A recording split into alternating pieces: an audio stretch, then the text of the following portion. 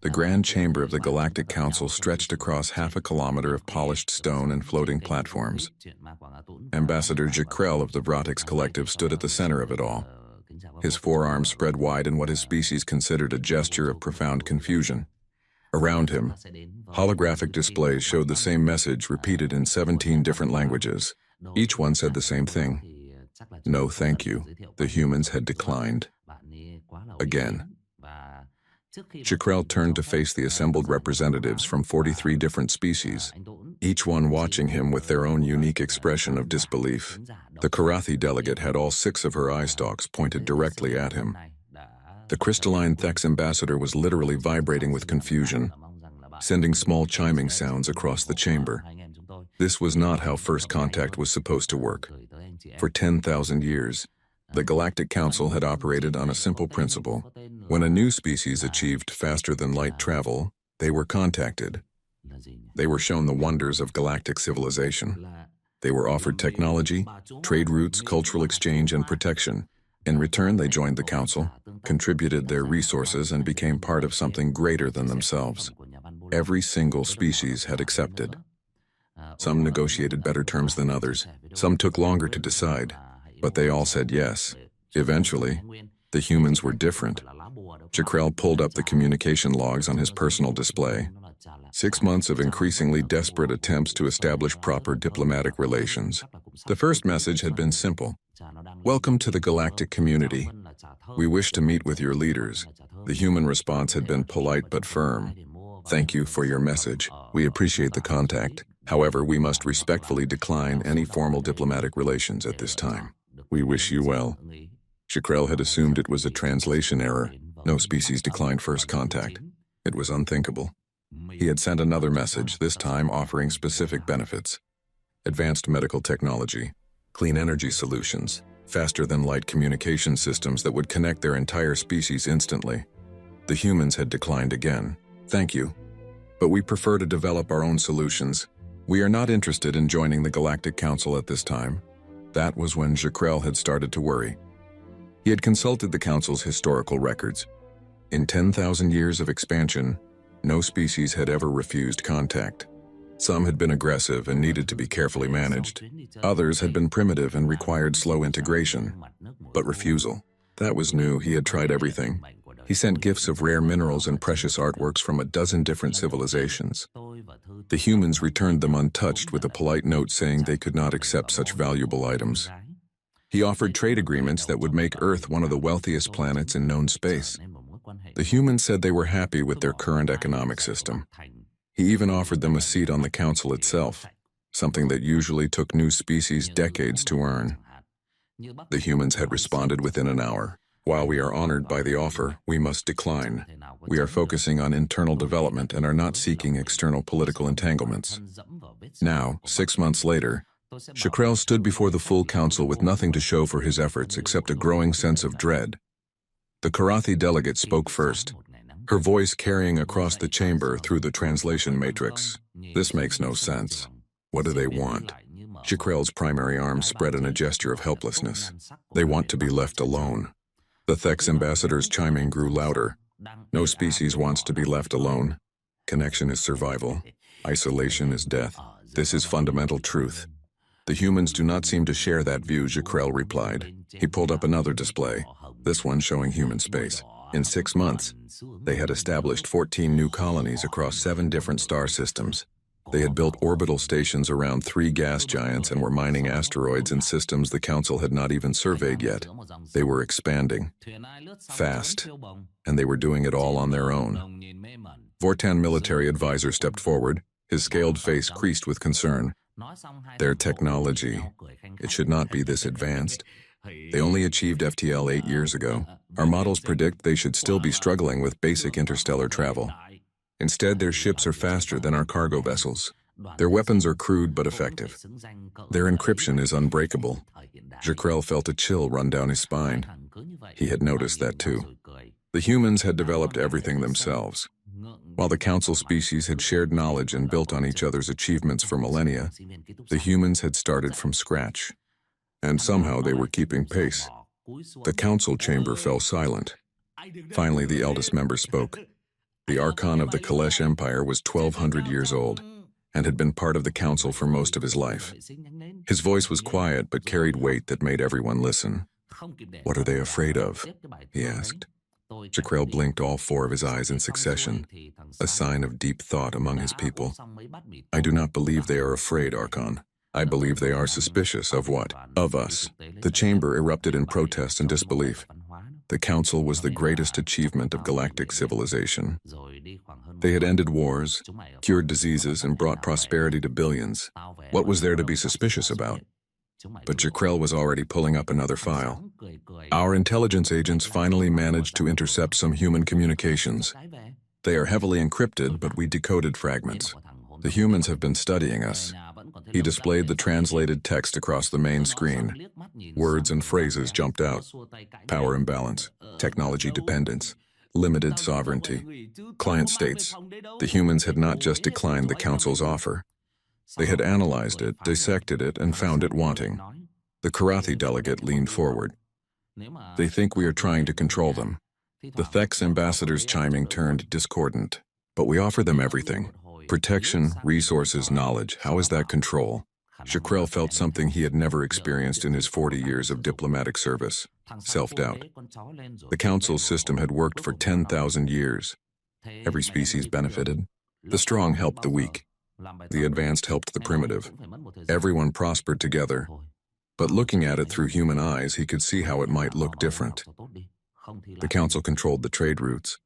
The council controlled access to advanced technology. The council controlled military protection. New species joined and became part of the system. But they never truly caught up to the older members. They remained forever junior partners. The humans had seen this.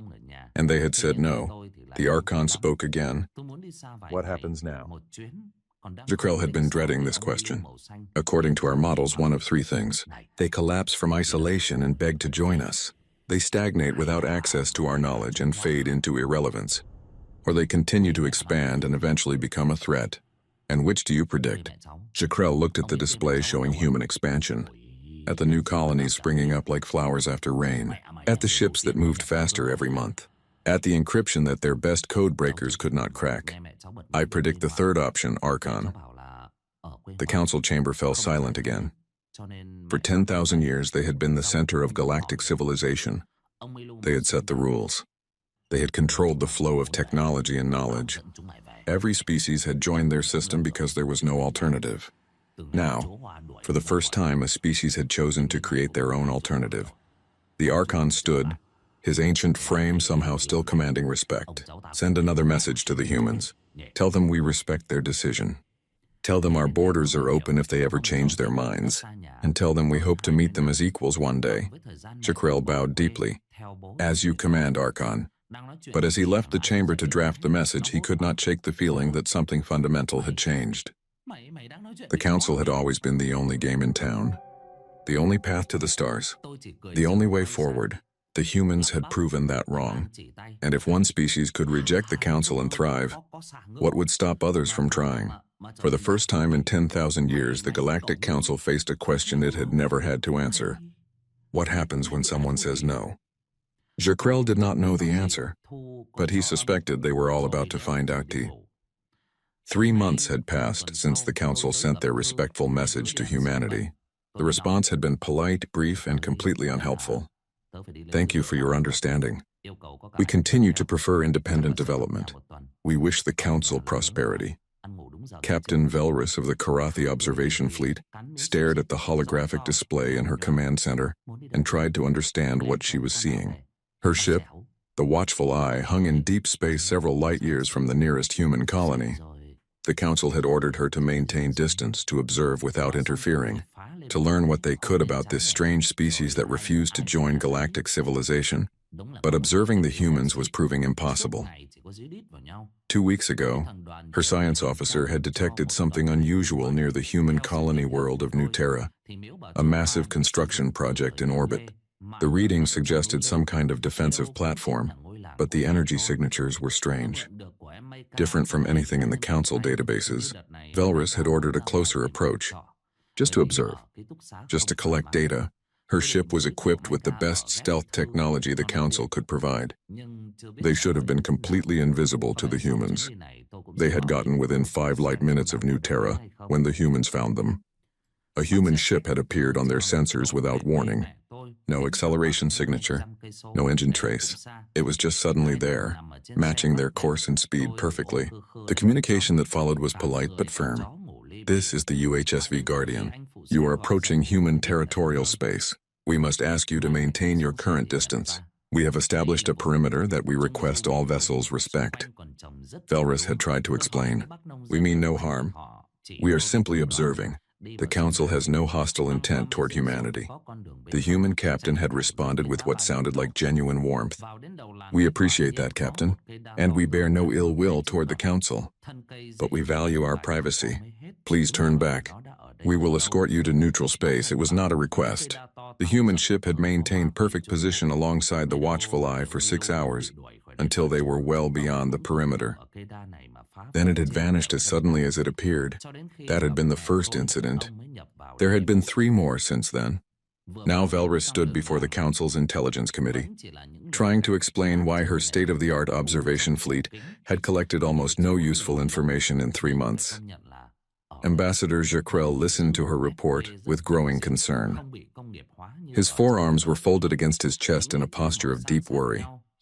How do they detect your ships? Your stealth systems are among the best in the galaxy. Velrus spread her 6 eye stalks in a gesture of complete bafflement. We do not know, Ambassador. Our engineers have reviewed every system. There should be no way for them to see us. Yet they find us every time, and they find us quickly. The Thek's intelligence officer chimed in, his crystalline form flickering with agitation. This is not possible. Detection technology has limits. We understand these limits. The humans are too new to have surpassed them, unless they developed their detection technology along different principles, Jaquel said quietly. We assumed they would follow the same technological path as every other species. What if they did not?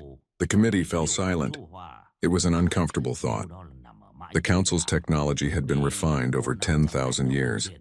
Every species contributed their knowledge, and the collective wisdom of 43 civilizations had created the most advanced technology in known space. But it was all built on the same foundations, the same physical principles, the same mathematical models. What if the humans had started from different foundations? What else have you learned? Jaquel asked. Velrus pulled up a star chart. Human expansion continues. They have established 4 more colonies in the past month. Their construction speed is remarkable. They can build an orbital station in weeks, not months. Their ships are getting faster. 6 months ago, their best vessels could barely match our cargo haulers. Now they are approaching military-grade speeds. The Vortan military advisor leaned forward. Have you observed any weaknesses? Any vulnerabilities? Velrus hesitated. That is the problem, General. We cannot get close enough to see. Every time we try to observe their military capabilities, their colonies, their infrastructure, they politely escort us away. We know they have weapons, but we do not know what kind or how effective. We know they have defenses, but we cannot analyze them.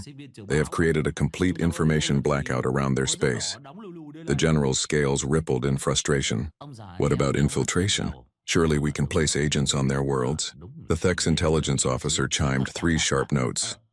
Impossible.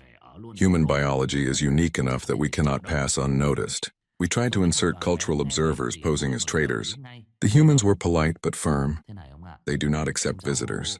All communication is conducted remotely. All trade offers are declined. They have built an impenetrable wall around their entire civilization. Jaquel felt the weight of the situation pressing down on him. For 10,000 years, the Council had maintained stability through information. They knew everything about everyone. Every species that joined shared their knowledge, their technology, their cultures. The free flow of information was what held the Council together. The humans had cut off that flow completely. They were a black hole in the Council's knowledge network, and they were expanding rapidly inside that darkness. What about their culture? Jaquel asked. Surely they produce entertainment, literature, art. Can we not learn about them through those channels? Velrus pulled up another display. We have intercepted some human transmissions. They do produce cultural content, music, visual media, written works. but their encryption is beyond anything we can break. We can detect the transmissions, but we cannot decode them. Everything is locked behind security protocols that our best cryptographers say should not even be possible. The committee sat in stunned silence.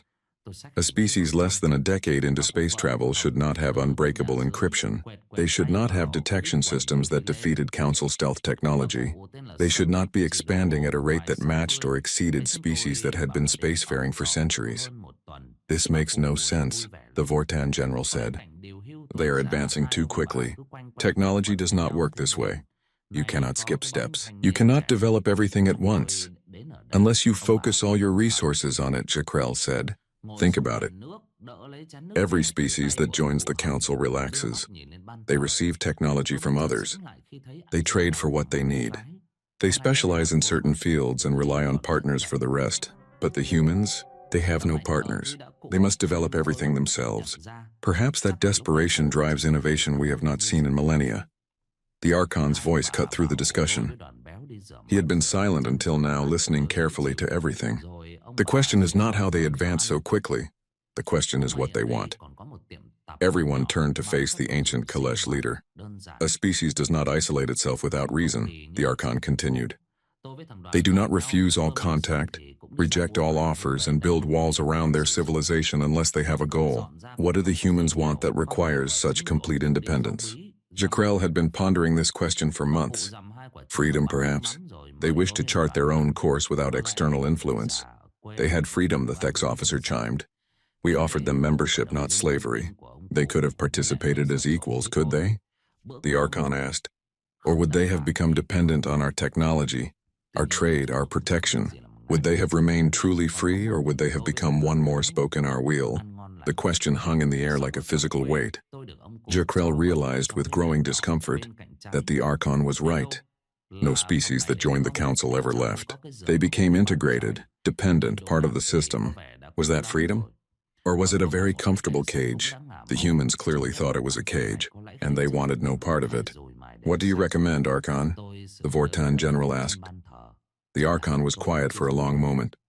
I recommend we accept their choice. We respect their boundaries. We stop trying to observe them, infiltrate them, or change their minds. We let them be, and if they become a threat, the general pressed, then we will deal with that threat when it emerges.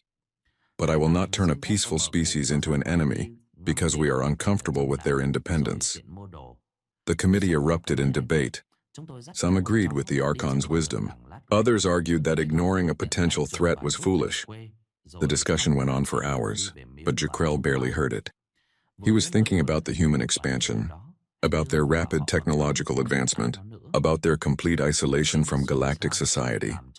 And he was thinking about what would happen if other species saw what the humans had done, if they saw that it was possible to refuse the Council and thrive, if they saw that independence was an option. The Council had maintained stability for 10,000 years by being the only game in town, by being inevitable, by being the only path forward. The humans had proven that was a lie, and Jakrell suspected that this quiet rebellion in the darkness of human space was going to change everything. The Council had decided to take a harder approach. Not military action, they assured themselves. Just economic pressure. Just a gentle reminder that isolation had costs. Ambassador Jakrell had argued against it. So had the Archon. But they had been outvoted. The majority of the Council believed that the humans were simply being stubborn, that they did not understand what they were giving up, that a demonstration of what they were missing would bring them to the negotiating table.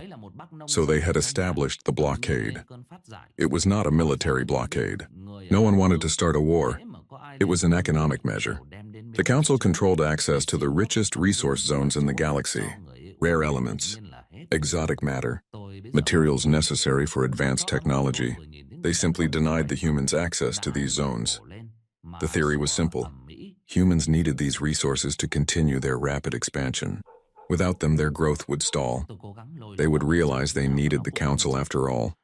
They would come asking for trade agreements, membership, integration. The theory lasted exactly 3 weeks. Jakrell received the report from Captain Velrus with a sinking feeling in his chest. The humans had not slowed down. They had not asked for access to the restricted zones. Instead, they had simply gone around the blockade. Human mining ships had appeared in asteroid fields the Council had never bothered with. Fields that were supposedly depleted or not worth the effort. The humans were extracting resources from places the Council had written off as unviable, and they were doing it efficiently. But that was not the worst part. The worst part was what the humans were doing with those resources. According to Velrus's sensors, they were synthesizing the rare materials they needed, taking common elements and transmuting them into exotic matter. It was a process the Council had theorized about, but never made economically viable. The humans had made it viable. The blockade has failed, Jakrell reported to the emergency council session. The humans do not need our resources. They have found their own. The Vortan general was not ready to give up. Then we increase the pressure. We establish a military presence near their space. Not threatening, just a show of force, a reminder that there are consequences to refusing cooperation. The Archon's voice was sharp with warning. That is a mistake. But the general was already pulling up tactical displays. We send a fleet to the edge of human space. 10 capital ships, 20 support vessels. We make sure they see us. We make sure they understand that while we prefer peace, we are prepared for other outcomes. You are making a mistake, the Archon repeated. We will not attack, the general said. This is simply diplomacy. Diplomacy backed by strength, the vote was called. The majority approved the show of force. Jakrell voted against it, but his voice was lost in the chorus of those who believed the humans needed to be taught respect. 3 days later, Fleet Admiral Terex of the Vortan Empire led his armada to the perimeter of human space. 30 of the Council's finest warships, enough firepower to level a planet, enough force to make even the most stubborn species reconsider their position. They positioned themselves 1 light hour from the human colony world of Kepler Station. Close enough to be detected, close enough to send a message, far enough to claim they were not being aggressive. The human response came within minutes. Admiral Terex stared at his tactical display in disbelief. The humans had not sent a diplomatic message. They had not asked why a council fleet was at their doorstep. They had simply responded with overwhelming force. 50 human warships had appeared around Kepler Station, not emerging from FTL, not arriving from somewhere else. They had simply appeared. One moment the scans were clear. The next moment, 50 massive vessels surrounded the colony. Defense platforms that had been invisible suddenly lit up across the system. Hundreds of them. Thousands. Every asteroid, every piece of orbital infrastructure, every satellite seemed to have weapons built into it. Kepler Station was not just a colony. It was a fortress, and the weapons were pointed at his fleet. Then the message came. A single voice transmission from the lead human vessel. This is Admiral Chen of the United Human Space Fleet. Your presence is noted. We have no hostile intent toward the Council, and we hope the Council has no hostile intent toward us. However, we must make something absolutely clear. We ask politely to be left alone. We have been patient with your observation attempts, your economic pressure, and now this show of force. We are done being patient. Terex tried to respond, but the human admiral cut him off. You see the defenses around this system. What you do not see are the defenses we have not activated yet. What you do not see are the ships we have not revealed. What you do not see is the full extent of our military capability. We have chosen not to show you these things because we are not a warlike people. We simply wish to be left alone. Terex felt his scales ripple with fear. His sensors were going crazy. Energy readings that made no sense. Weapon systems based on principles his computers could not identify. He had brought 30 of the most powerful warships in the galaxy to intimidate a young species. Instead, he felt like a child who had wandered into a predator's den. Do not mistake our restraint for weakness, Admiral Chen continued. Do not mistake our preference for peace as inability to wage war. We do not want to fight you, but if you force us to defend ourselves, you will learn exactly what humanity is capable of. And I promise you, Admiral, you will not like the lesson. A pause. Then the human admiral's voice softened slightly. We bear the Council no ill will. We understand you are confused by our choices. We understand you feel threatened by what you do not understand. But we will not be bullied into submission. We will not be intimidated into joining your system. Leave us in peace and we will leave you in peace. But push us again and we will push back. Hard. The human ships maintained their positions. The defense platforms kept their weapons locked on the Council fleet. And Terex realized with absolute certainty that if he gave the order to attack, his entire armada would be destroyed. He gave the order to withdraw. The journey back to Council space was silent. His officers were too shocked to speak. His tactical analysts were still trying to understand what they had seen. The energy signatures, the weapons systems, the sheer number of hidden defenses. The humans had not just caught up to Council military technology, they had surpassed it.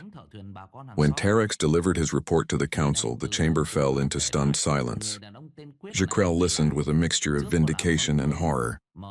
He had warned them. The Archon had warned them, but no one had listened. "This is impossible," the Thek's military advisor chimed. "Their technology is years behind ours. How can they have weapons we cannot identify, defenses we cannot counter? Because they developed everything themselves," the Archon said quietly. "We have been building on the same technological foundation for 10,000 years. We understand those principles completely, but they limit us." The humans started from scratch. They had no preconceptions, no established ways of doing things. They tried approaches we never considered because we already had solutions that worked, and some of those approaches turned out to be better. The Vortan general was pale beneath his scales. "What do we do now?" The Archon stood, his ancient frame somehow more commanding than the entire military force that had just been humiliated. "Now we do what we should have done from the beginning. We leave them alone. We respect their wishes. We stop treating them like children who need to be taught a lesson and start treating them like the independent, powerful civilization they have become. And if they expand into our space?" The general asked. "If they become aggressive, then we will deal with that threat when it emerges. But right now, the only aggression has been ours. We blockaded them. We tried to intimidate them. We sent warships to their doorstep. And yet they did not attack us. They simply made it clear that attacking them would be a mistake." The Archon looked around the chamber, meeting the eyes of every representative. "For 10,000 years we have believed that we are the peak of civilization, that our way is the only way, that any species refusing to join us is foolish or hostile. The humans have shown us the arrogance of that belief. They do not need us. They do not want us, and they are strong enough to enforce that choice. So what do we learn from this? We learn humility. We learn that there is more than one path to greatness. We learn that our system, as successful as it has been, is not the only option. And most importantly, we learn to respect those who choose a different path." The Council chamber remained silent as the Archon sat down. Jaquel looked at the faces around him and saw fear, confusion, and shame. They had poked the sleeping giant, and the giant had made it very clear that it did not appreciate being disturbed. But as Jaquel reviewed the tactical data from Terex's encounter, he felt something else alongside his concern. Respect. The humans had not wanted to fight. They had made that clear. But they had also made it clear that they could fight if necessary. And they would win. For the first time in 10,000 years, the Galactic Council had met a species they could not control, could not manipulate, and could not defeat. A species that had looked at everything the Council offered and said no thank you. And Jaquel realized that this might be the best thing that had ever happened to the Council. Because for the first time in millennia, they were forced to question their assumptions, to examine their methods, to wonder if the 6 months had passed since the incident at Kepler Station. The Council had honored the Archon's directive and left human space alone. No more observation fleets, no more economic pressure, no more shows of force. They simply watched from a distance as humanity continued to expand, develop, and thrive in complete isolation. But Ambassador Jaquel could not let it go. The human refusal gnawed at him, not because he wanted to control them or force them into the Council, but because he genuinely did not understand. What had they seen that made them so certain that isolation was better than cooperation? So he did something technically against Council policy. He sent an unofficial personal message to the humans, not through official channels, not with the weight of the Council behind it, just one diplomat to another. "I am Ambassador Jaquel. I speak only for myself, not for the Council. I do not seek to change your mind or convince you to join us. I simply want to understand. Why did you refuse us? What did we do wrong? What did you see that we missed?" He expected no response. The humans had ignored every previous attempt at communication. But 3 days later, he received a reply, a request for a private meeting. One human representative willing to speak with him off the record. The meeting was arranged at a neutral location, an abandoned station in unclaimed space, halfway between human territory and council borders. Jakrell went alone as requested. He told no one where he was going. The human who met him was named Dr. Sarah Chen. She was an older woman, her hair streaked with gray, her face lined with age. But her eyes were sharp and intelligent. She greeted him with a warm smile that seemed genuine.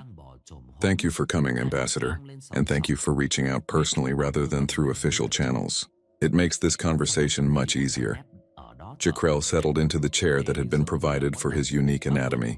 "I must confess, Doctor, I half expected this to be a trap, or for you to not show up at all." Dr. Chen laughed softly. "We are not hostile, Ambassador. We simply value our independence. Those are not the same thing." "Then help me understand," Jakrell said. "The Council offers peace, prosperity, knowledge, and protection. We have created the most stable civilization in galactic history. Why would any species refuse that?" Dr. Chen pulled up a holographic display. On it were images of dozens of different species, all members of the Council. "Because you do not offer what you think you offer, Ambassador." She gestured to the first image, the Vorlani. They joined the Council 3,000 years ago. Brilliant engineers, specialists in energy systems. "Tell me, Ambassador, when was the last time the Vorlani developed a new technology that was not based on Council foundations?" Jakrell hesitated. "I do not know. 2,700 years ago," Dr. Chen said. "Shortly after they joined, they received Council technology, advanced systems that solved all their energy problems. And why would they innovate when the Council had already done the work? Why take risks when someone else had the answers?" She moved to the next image. The Galactic explorers, incredible navigators before joining the Council. Now they use Council star charts, Council jump calculations, Council everything. They have not discovered a new star system in 1,500 years. Why explore when the Council has already mapped everything? Image after image, species after species. Each one had joined the Council with unique strengths, unique cultures, unique approaches to problems, and each one had slowly given up their uniqueness. Not because the Council forced them, but because it was easier to use what was already available than to develop something new. "You call it cooperation?" Dr. Chen said quietly. "We call it technological stagnation, cultural homogenization, the slow death of innovation." Jakrell felt something cold settle in his chest. "But the Council has achieved so much. 10,000 years of peace, billions of lives improved. And how much has your technology advanced in those 10,000 years?" Dr. Chen asked. "Not improved, not refined, actually fundamentally advanced." Jakrell opened his mouth to answer, then closed it. He had been about to cite dozens of improvements, better engines, stronger materials, more efficient systems, but fundamental breakthroughs, new principles, revolutionary discoveries. When was the last time the Council had achieved something truly new? "We studied your civilization extensively before you made contact," Dr. Chen continued. "We examined your technological progression over the past 5,000 years. Do you know what we found? A flat line. You refined existing technology. You made things better. But you have not made anything new." She pulled up more data. "Your fastest ships today are only 15% faster than they were 3,000 years ago. Your energy generation is 12% more efficient. Your medical technology has improved survival rates by 8%.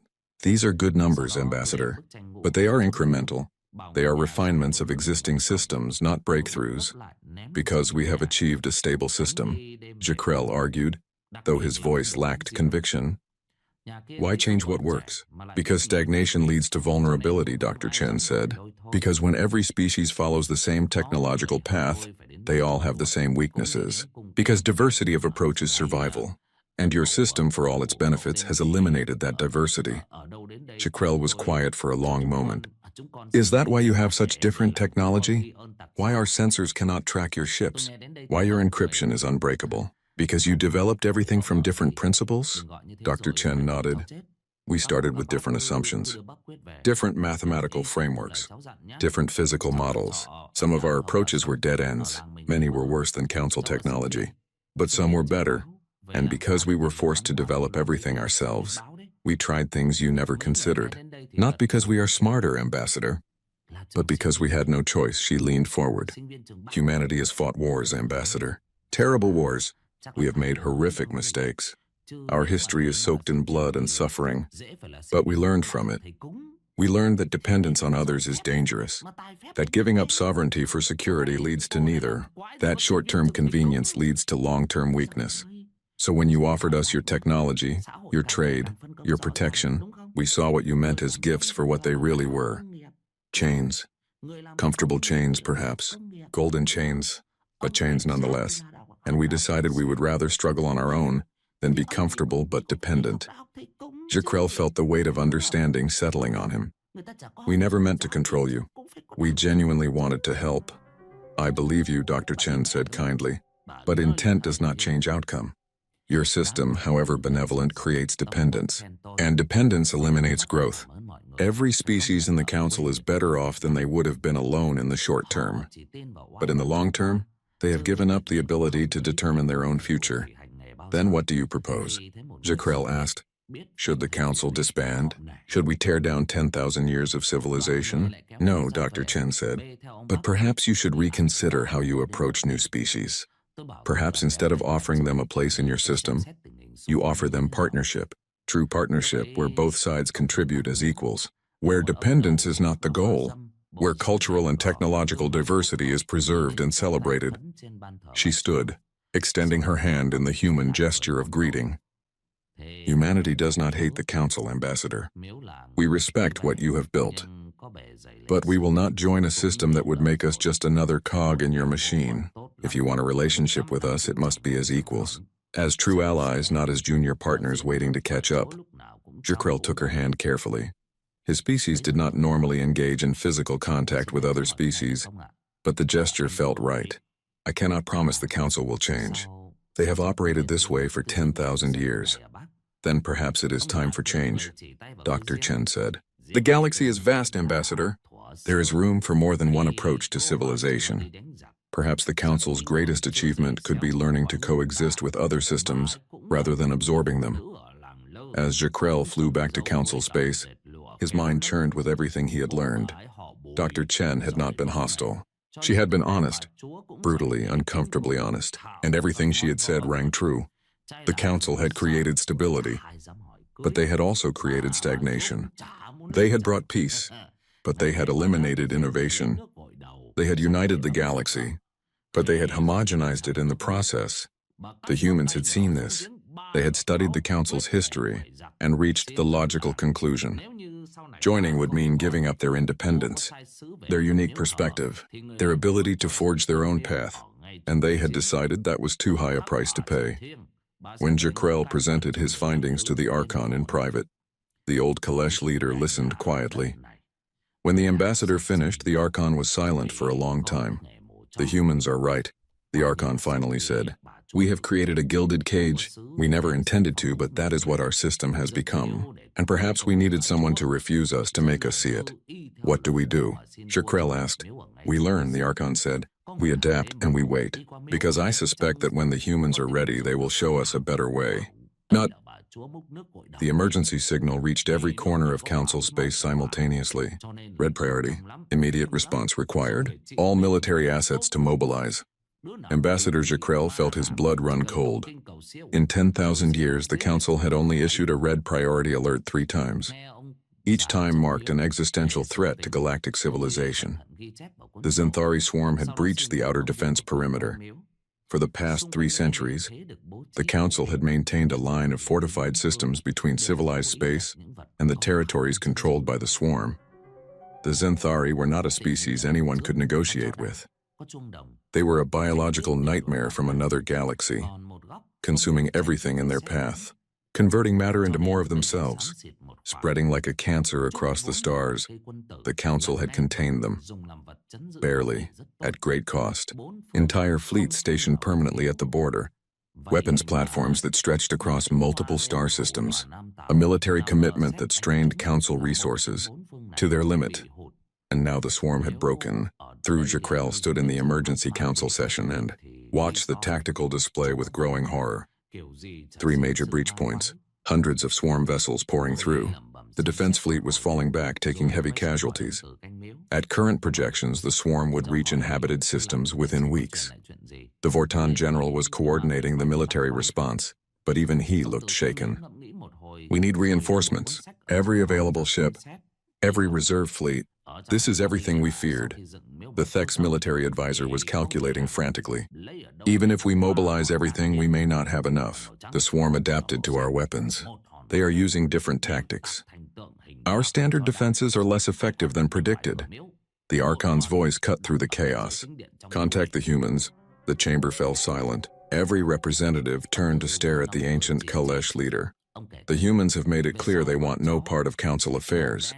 The Karathi delegate said carefully. They have also made it clear they are not hostile, the Archon replied. This is not a council affair. This is a threat to every living being in this galaxy. If the swarm is not stopped, they will eventually reach human space as well. They have a vested interest in helping, and if they refuse, the general asked, then we fight alone, the Archon said. But we must ask. Not as the council demanding cooperation, but as one civilization asking another for help in a time of desperate need. Jikrel found himself speaking before he consciously decided to. I will go. I will deliver the message personally. The message was simple. No demands, no offers of payment or alliance. Just the truth. The swarm had broken through. The council was mobilizing everything they had, but they needed help. Would humanity consider joining the fight? Jikrel sent the message to the same contact who had arranged his meeting with Dr. Chen. He expected to wait days for a response. Perhaps weeks. Humanity was under no obligation to help. They had made their isolation clear. The response came in 4 hours. Human fleet groups are mobilizing. Provide coordinates for the breach points. We will be there in 3 days. Jikrel stared at the message in disbelief. Just like that. No negotiations, no conditions. Just an agreement to help. He immediately sent the tactical data and waited. 3 days later, the humans arrived at the first breach point. Admiral Terex was commanding the defense fleet when the human ships emerged from FTL. He had been fighting the swarm for 72 hours straight. His fleet was down to 60% strength. They were losing. Then the tactical display lit up with new contacts. Hundreds of them. Human vessels of all sizes, from massive capital ships to small fast attack craft. They did not ask for permission to engage. They did not wait for council coordination. They simply entered the battle. And everything changed. The human weapons were unlike anything the swarm had encountered. While council weapons relied on energy beams and plasma projectiles, human weapons used principles that Terex could not identify. Kinetic systems that bent space, energy weapons that worked on quantum levels, missiles that seemed to predict swarm movement before it happened. The swarm had adapted to fight council technology over centuries of conflict. They had no adaptations for human technology because they had never encountered it before. Swarm vessels that had shrugged off council weapons were torn apart by human fire. Swarm tactics that had proven effective for 300 years failed against human strategies. Within 6 hours, the tide of the battle had turned. Within 12, the swarm was in retreat. Admiral Chen contacted Terex directly. Admiral, we need council forces to maintain pressure on the left flank. We will push through the center. Once we break their formation, we can seal the breach point. It was not a request for permission. It was a tactical suggestion between equals. Terex found himself following it without hesitation. The combined fleet executed the maneuver perfectly. The swarm formation collapsed, and 30 hours after the humans arrived, the breach point was sealed. The same scenario played out at the other 2 breach points. Human fleet groups arrived. The battle turned. The swarm retreated. For the first time in 3 centuries, the council had not just held the line against the swarm. They had driven them back. When the crisis had passed, Jikrel found himself once again meeting with Dr. Chen, this time on a human vessel at her invitation. The ship's interior was functional but comfortable, very different from the elegant council designs but no less impressive. Why did you help us? Jikrel asked. We have done nothing but try to change you, pressure you, intimidate you. You owe us nothing, Dr. Chen smiled. Because the swarm is not a council problem, it is a life problem. We are not isolationist, Ambassador. We are independent. Those are different things. We will not submit to your system, but we will defend life wherever it is threatened. She pulled up tactical data from the battles. Also, our weapons were effective because they were different from yours. If we had joined the Council, we would have adopted your weapons systems. We would have followed your tactical doctrines, and we would have been just as vulnerable to the swarm's adaptations. Our independence is what made us useful to you. Jaquel felt the weight of understanding settle on him. All this time, the Council had believed that unity meant everyone using the same systems, the same technology, the same approaches. They had believed that diversity was inefficiency. The humans had proven them wrong. Diversity was strength. Different approaches meant different solutions. What seemed like stubborn isolation had actually preserved humanity's unique perspective and capabilities. And when the crisis came, that uniqueness had saved lives. The Council wants to offer you an alliance, Jaquel said carefully. A real one this time. Not membership. Not integration. True partnership between equals. Dr. Chen considered this. What would that look like? Jaquel had prepared for this conversation. Mutual defense agreements, open communication channels, trade on terms both sides agree to, cultural exchange programs that are optional, not mandatory, and most importantly, complete respect for human sovereignty. You remain independent. You develop as you choose. You follow your own path. But when either side faces a threat, we stand together. No technology sharing, no pressure to adopt Council standards. We would share information if requested, Jaquel said, but no pressure. No expectations. We learned our lesson, Doctor. Your independence is valuable, not just to you, but to all of us. The galaxy needs different voices, different approaches, different solutions. We nearly lost everything because we forgot that. Dr. Chen was quiet for a long moment. Then she extended her hand. I cannot speak for all of humanity, but I will recommend that we accept, on the terms you described, true partnership, true equality, and complete mutual respect for sovereignty. Jaquel took her hand, the first formal diplomatic gesture between humanity and the Council, not of submission, not of integration, but of equals choosing to work together while remaining independent. When Jaquel returned to Council space, he found the Archon waiting for him. The old Kalish looked tired but satisfied. The Council has voted, the Archon said. We are implementing reforms.